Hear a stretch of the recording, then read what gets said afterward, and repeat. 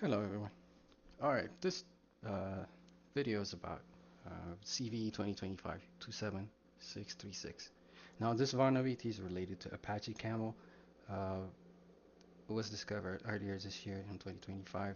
Now the reason why I decided to actually create this video is I created a practical application that has Apache Camel vulnerability, and we're gonna go ahead try to see what the vulnerability is, and we're gonna go ahead and exploit it.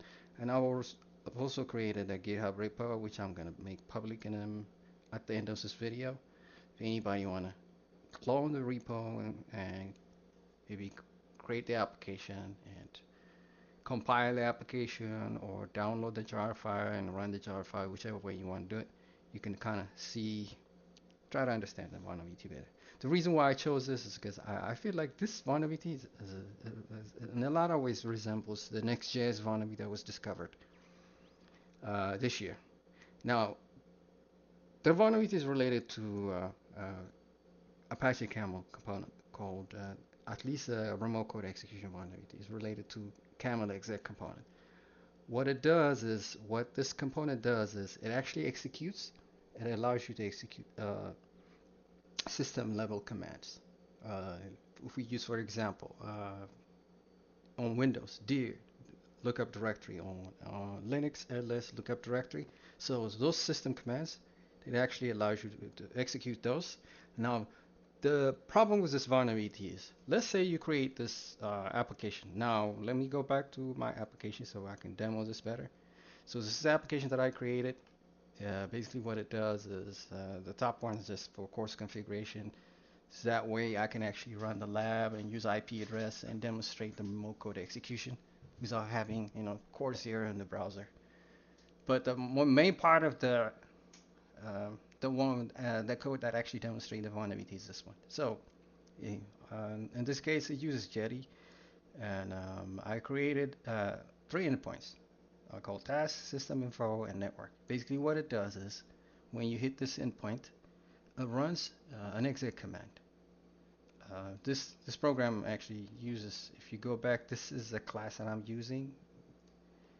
And if you notice here, if I were to expand it, as you can see here, it uses Camel.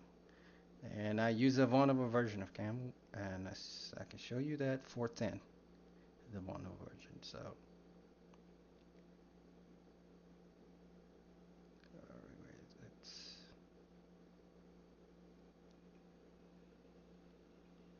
yeah, 410.0. So this is a vulnerable version, not fixed. So I would demonstrate the vulnerability better. Now, basically what it is this. So anytime you have some kind of code that actually runs system level command, what is recommended, you need to, if you need to do that, you need to contain it by actually hard coding the command that you're trying to run. That way, you don't expose it as a parameter for external users to manipulate or change and run their own commands, or maybe run some kind of remote code execution. You don't want to do that. So the code actually is implemented correctly, right? It sets up, as you can see here, where's the command execution? Now let's look at the tasks. It sets up, it is set up actually inside the code. First thing, it detects operating system. Is this Windows or Unix? If it's Windows, it will run the equivalent to command to list tasks or processes, whichever one you want to call it. And you execute this command. So this is hard coded. In a lot of ways, you would feel like this is safe because it's not a parameter that is being exposed to the URL. But the problem comes in looking at this particular file. So the CamelExec component has a header called CamelExecCommandExecutable. And this is an internal header. It means it's actually the application itself. Apache Camel uses this. Basically what it does is every now and then when it runs routing, it would add this. It would add this to the request, this header to the request, and override any commands that are actually being implemented on that particular request. Let's say if that request has an exec command that runs like dir, then the application would actually kind of override it by adding this header and putting, let's say, if it wants to do something else, maybe ipconfig, it would just do ipconfig. Then what that means is this internal command would override the one that actually inside the source code. This is what, but this is intentionally for the application itself. It's not for the external users. That's what hackers are actually exploiting. Now, in addition to that, what Apache Camel originally did, what the main vulnerabilities actually, they have set up what's called default header file strategy. This is a filter. What this filter does is, anytime you're using Apache Camel header, and actually you're trying to actually use this internal header, and you being user as an external user, you're not supposed to be using internal header. Internal header is actually for the application itself. So if you try to use internal header, what it does is this filter would look for that specific header, like the CamelExecCommandExecutable, and block it from running. So basically what it does is, if it sees this in the request, this is the default header file strategy is actually, it is on by default. So each time you run any application, and let's say your code has some kind of exec command and you run it, and if somebody tries to override it using this internal command and put in their own command, this default header file filter strategy would actually look at it, would find out, would actually, because what it does is actually it looks through the header and finds the header, and if it sees this is actually internal header, it would actually filter it out. What that means is your command that you're trying to override is not going to work. So let me give you first off, let me go back to the application. I'm gonna go ahead. This is the application. So like I said, I created a repo already, and I'm gonna make it public at the end of this video. But for now, let me run it on my system. I will also run it on. I have a VM, and I'm actually gonna reap the repo and actually run it on a remote server as well, just to show it actually works on Linux and Windows, and demonstrates the vulnerability that there is remote code execution. So let me go ahead and get started on, let me run it. I think something happened. Okay, I think there is an application already running. Let me terminate this. Let me see.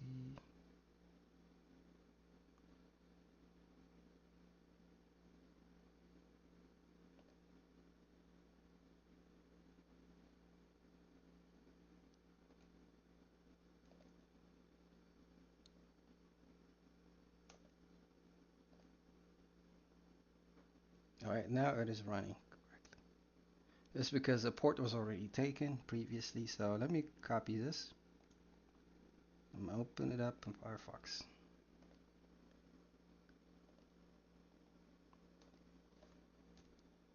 So this is what it looks like. I call it Python Server Diagnostics. Basically what it does, like I said, in the back end, it actually runs this, the camel-exec command. So if we do list running tasks, it would show you the running tasks. And if you do view system information,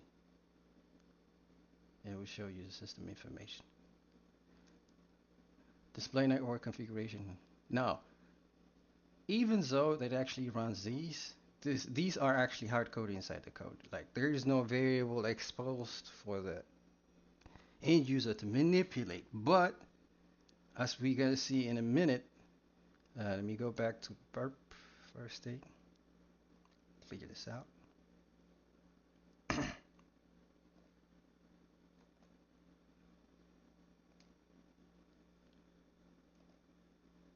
So let's start with this one.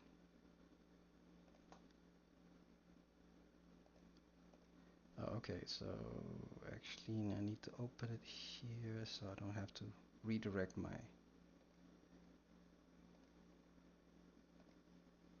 and we use burp's browser. Alright, so list tasks, and you got the command now. So let me go ahead and send it to repeater. Now the variable, like I said, is not exposed. It's just hard coded.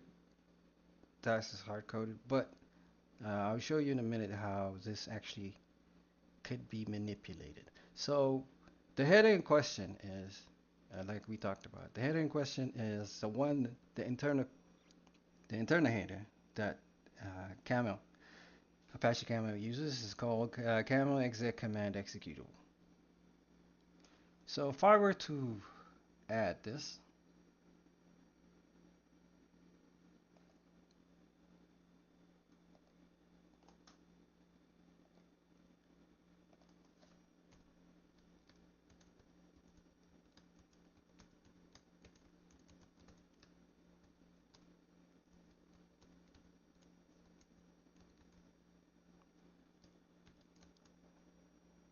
let's say I want to use something else. What can I use? I could probably use hostname. Normally, this is going to show the tasks. I'm trying to override it. What's going to happen is, now when I send this request, the filter that is on by default, which is the default header filter strategy. This is a filter that would actually on by default. Each time you try to use any of these commands, it looks for specific headers that are actually internal. And if it sees it, it will filter it out. That way, it is not going to affect it. So if I were to go to repeater again, and if I were to, normally this is tasks, so it needs to show task list. So if I send it, it's still showing task list. Because the default filter is working, because it saw that there's actually this header is being added to the request. So okay, this is an internal header intended for the application, not external. So we're just gonna filter it, and you're gonna use the hard-coded command.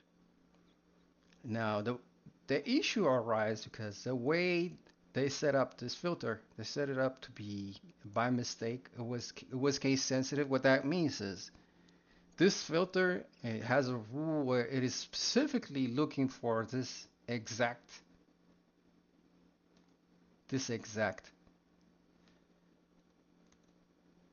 case. Like the first letter C must be capital, E must be capital, C must be capital, E must be capital. So if you mess up any of this cases, the filter is not going to see because it's case sensitive. So let's go back to the repeater. Let me show you if I were to kind of mess up with it. Let me change the letter A. Let me try to see if I can send it now. As you can see, I'm looking right now as my host name for my PC, for my laptop. Just by changing the case, the filter is not going to filter out my override, so it's going to allow it. So that's the premise of the vulnerability. So what we can do in a situation like this, if somebody can actually manipulate the header and also bypass the filter, what they can do is they can actually easily, since this is a system command, they can actually execute remote code execution. So we could go ahead and test remote code execution the simplest way. I'm going to do here cmd.exe. I'm going to try to open up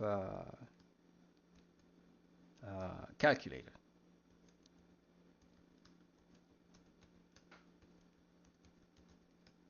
Now, this header has another supporting header called CamelExecCommandExecutable. Let's say if the command that you're trying to execute does accept any kind of arguments, you can provide it this way. So I can do this, and I can do C and calc.exe. Let's see, I don't have calculator open right now, so if I were to run it, as you can see, my calculator open on the bottom.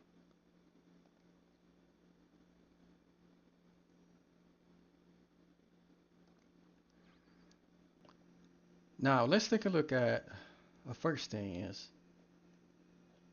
if you'd like to compile the code, what that means is since I'm going to be leaving uh, making the repo public, if you decide you want to compile the code because maybe you don't feel comfortable running a jar file uh, that was created by this is a public repo, so you don't trust it. I wouldn't trust it either. If I don't know the person, I would not kind of like download any jar file and try to run it.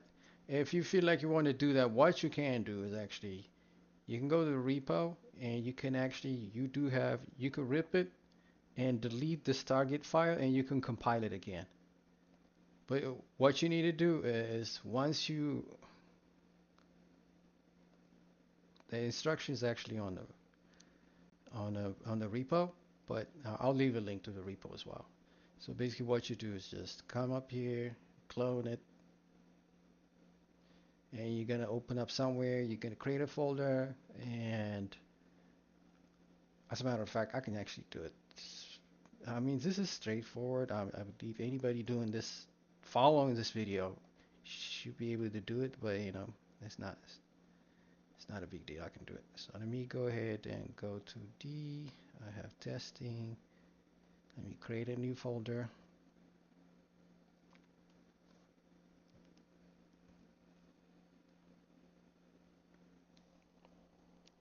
And CMD.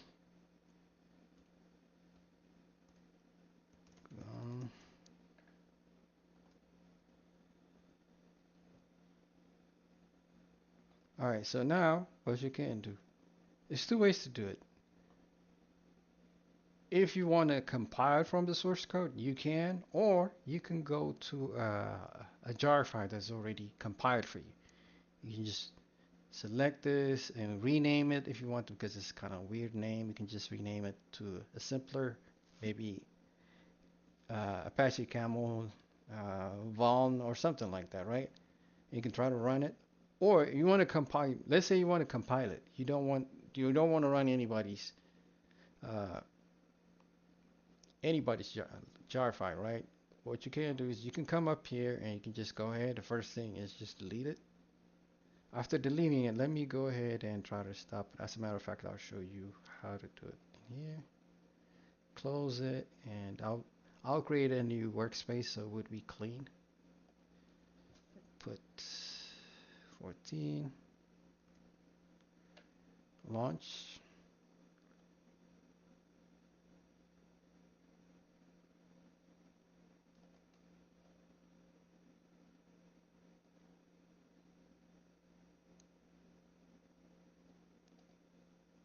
Open projects from file system directory. I have it in D drive, and it's inside testing, and it's inside 17. So you can select the folder, you just click finish. Now you have the project, and it doesn't have any of the jar files, and I can kind of expand it just to show you. If I were to expand it, this doesn't have any jar files because you just deleted it. Now you can compile it yourself. All you have to do is just right click here, run as. First, I always like to do Maven clean.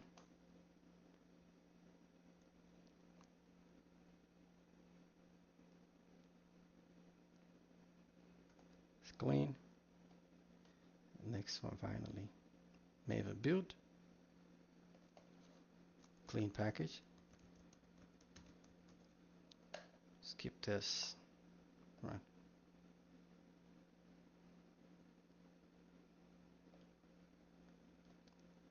Now this is gonna create this application as executable jar. It's basically gonna convert it to a bytecode that you can run and as a jar file, so that way you can actually kind of move it to anywhere. And if I were to go to, you can actually go select this and show in System Explorer and go to inside the target file, and this is the one that you need. All you have to do is just copy this. As a matter of fact, I'll do it now. Let me do it. Copy. I'll just do it exactly in the same folder. Let me go ahead. X. Final jar. Right. So, and I'm gonna rename it Camel.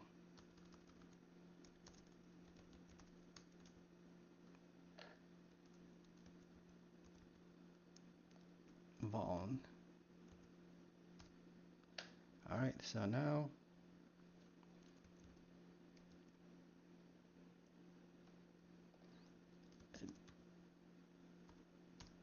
As you can see, that's the only jar file.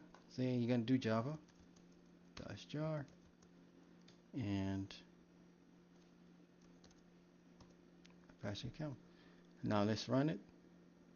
Now you're directly running it from the jar file. This way you can actually run it on any system, right? You can actually run it on Linux, or you can actually run it on a Windows system. So I can do control and list tasks and show you that. So this is on the Windows system. You do the same thing on a Linux system as well. And let me go ahead and open up. Now I don't think I need to repeat the point where how to download it or compile it if you want to. You already know that. Or how to get to the repo, because it's the same thing as the Windows.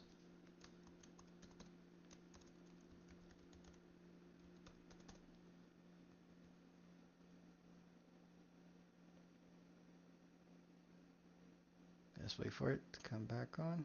All right. So now I'm gonna go back to, let's open this.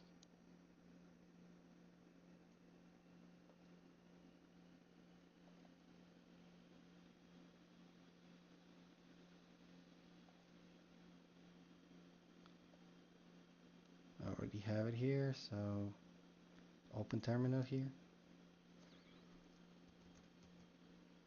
And I'm gonna use the latest one is, I call mine Camel Diag because it's a diagnostics, and the 8.7 are the different versions when I was updating. First, you don't have to do root in this case. You know what, I'm not gonna do root. I'm just gonna go ahead and show you can run.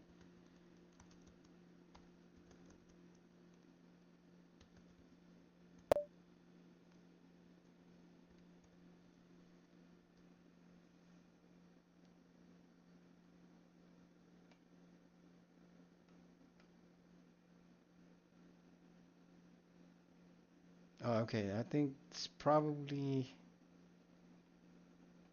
a bind issue. Okay, I think it's,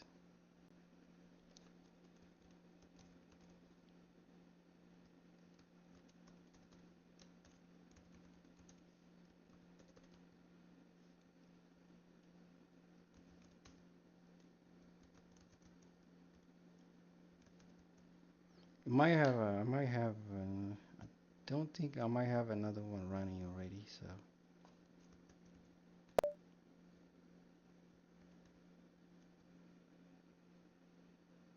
Okay, so you do have to run it.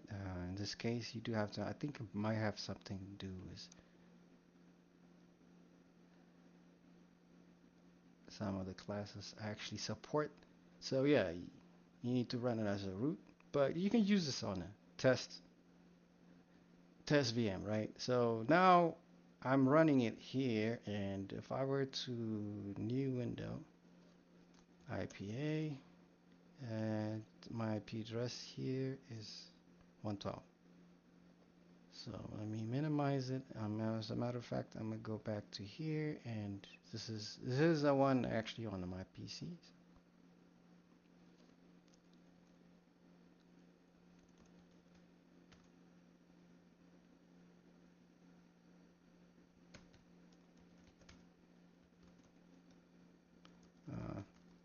I'm sorry, the IP address.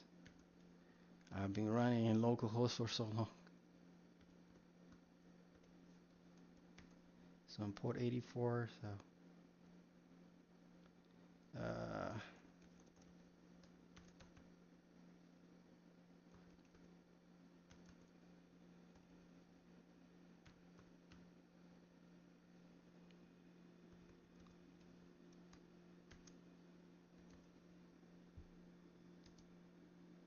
Okay, so we have it open.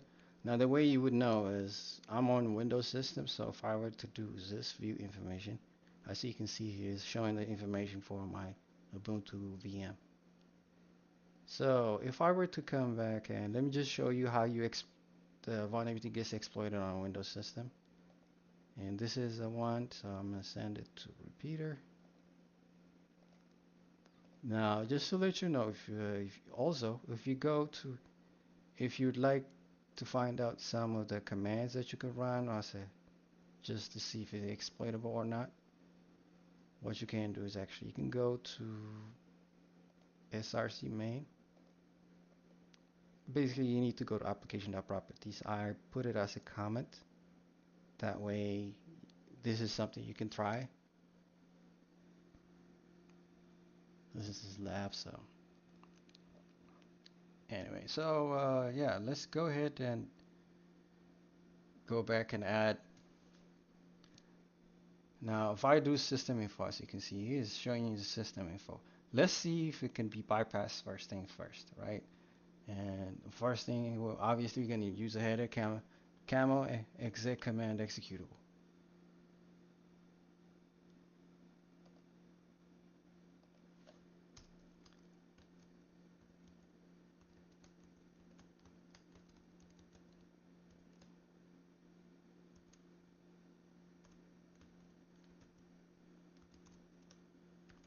Now, first thing, obviously, this is going to be filtered out by the default filter because I haven't changed the case yet. So I'm just going to send just a Linux command ls, and you'd see it will still display the system information, which is just talking about the operating system. So yeah, it's the same thing. But as soon as I change the case on A, as you can see here, it is showing me what's inside the application directory. So it means this can be exploited as well. So in a situation like this to exploit, what I'm going to do, I'm going to go ahead and try to open uh, the genome calculator and show you. Currently, it is not open. Let me minimize this. And I don't have it open. As you can see here, it's not open.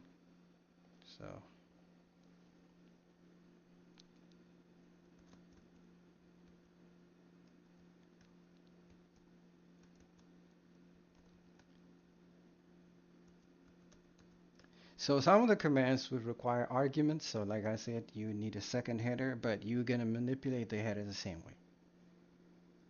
And all you have to do is just camel-exec command executable, right? For the arguments, it's going to be camel-exec command. Instead of executable, it's going to be args, like in arguments.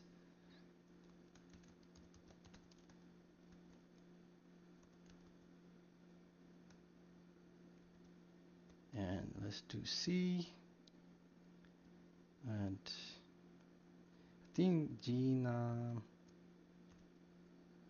calculate. I think that's how you open it on this. Yeah, genome calculator. So it should work. Like I said, I don't have it right now, so let's send it. The reason why it's holding is because calculator is open, is waiting for it to close to respond. That's how I know it worked. And as you can see here, it's opened it. I can close it and you would see it actually, the response came back. There. Alright, so that's how you demonstrate this vulnerability. I hope this is detailed enough, and I might add more information on my blog. I'm not sure about that. I feel like at this point, enough information has been provided on the repo itself, so I might just leave it at that. Also, I might just also add more information on my blog site. But for now, I think what I'm going to do, I'm going to go ahead and make this repo, I believe, unless I closed it. Yeah, make this repo public, and you should be able to practice on this. Thank you.